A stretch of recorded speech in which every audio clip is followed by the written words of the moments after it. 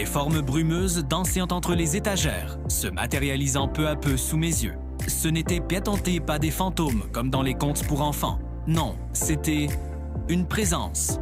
La première silhouette à prendre forme fut celle d'un homme d'une soixantaine d'années, vêtu d'une vieille blouse de laboratoire blanche. Ses traits devinrent nets, un visage intelligent, d'épaisses lunettes et des cheveux blancs en bataille. Une voix, qui semblait venir de très loin, résonna. Enfin, quelqu'un est venu. J'étais paralysé, incapable de bouger, incapable de dire un mot. D'autres formes apparurent autour de lui. Une jeune femme au regard perçant, un homme à la barbe épaisse, un autre, chauve, qui tenait un cahier. Ils étaient 5 en tout. « N'aie pas peur, » dit la femme d'une voix douce. « Nous ne te ferons pas de mal. Nous ne pouvons pas te faire de mal. » J'ai enfin retrouvé ma voix, même si elle tremblait. « Kukuku, qui êtes-vous » Le vieil homme esquissa un sourire triste. « Nous sommes ceux qui étaient ici, les chercheurs qui ont disparu, ou plutôt, qui ont choisi de rester.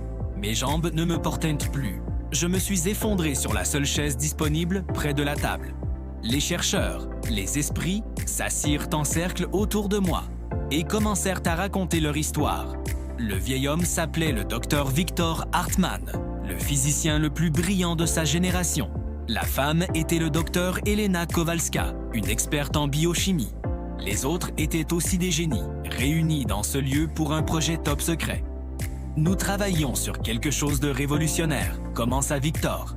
Nous tentions de déchiffrer ce que nous appelions le pont quantique. Imaginez un moyen de transférer l'information à travers le temps et l'espace, instantanément, sans aucun support matériel. Nous voulions rendre le savoir accessible à tous, partout, au même moment. Mais quelque chose a mal tourné, enchaîna Elena, son regard se perdant dans le vide. La dernière nuit, quand nous avons activé l'appareil, il y a eu une déchirure. Pas une déchirure dans l'espace, mais dans la barrière entre la conscience et la matière.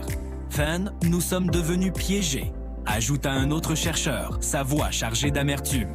Coincés entre la vie et la mort.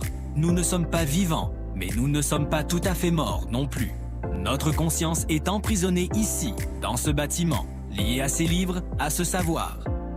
Pendant des années, reprit Victor, nous avons essayé de contacter quelqu'un, n'importe qui, mais la peur que nous inspirons est trop forte.